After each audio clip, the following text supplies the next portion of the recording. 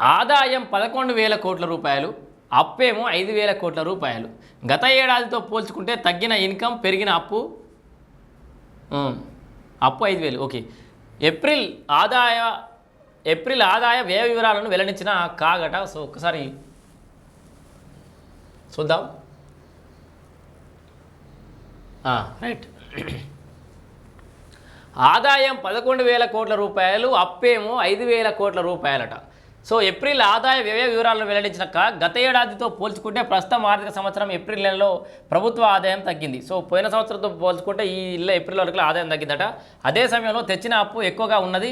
2024 ఏప్రిల్లో ప్రభుత్వానికి 14,068 కోట్ల ఆదాయం రాగా, ఇది 2024 ఏప్రిల్లో.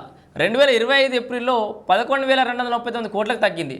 సో ఒక 3,000 కోట్ల తగ్గింది. గత ఏడాది ఏప్రిల్లో ప్రభుత్వం 2,246 కోట్ల అప్పు మాత్రమే తీసుకురాగా, ఈ ఏడాది ఏప్రిల్లో 5,230 కోట్ల అప్పు తీసుకొచ్చింది. ముఖ్యంగా జీఎస్టీ, ఎక్సైజ్ ఆదాయం, ఇతర పన్నులు, నాన్ ట్యాక్స్ రెవెన్యూలో ఆదాయం భారీగా తగ్గినట్లు కాగ్ వెల్లడించింది. చూసిరా, దేంట్లో జీఎస్టీలా, ఎక్సైజ్లా అండ్ ఎక్సైజ్ శాఖలు తగ్గిందంటే పెద్ద ముచ్చటనే.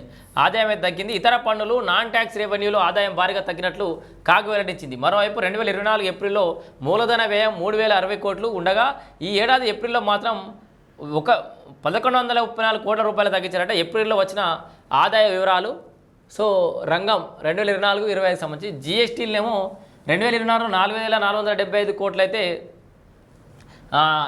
2025లో 4,054 కోట్లే. స్టాంప్ అండ్ రిజిస్ట్రేషన్ల 1,116 కోట్లు అప్పుడు ఉంటే 1,126 కోట్లకి ఇప్పుడు వచ్చింది. సో ఇది కొంచెం పెరిగినట్టుంది కదా. సో 2025లో స్టాంప్ అండ్ రిజిస్ట్రేషన్ల గారు కొంచెం పెరిగింది.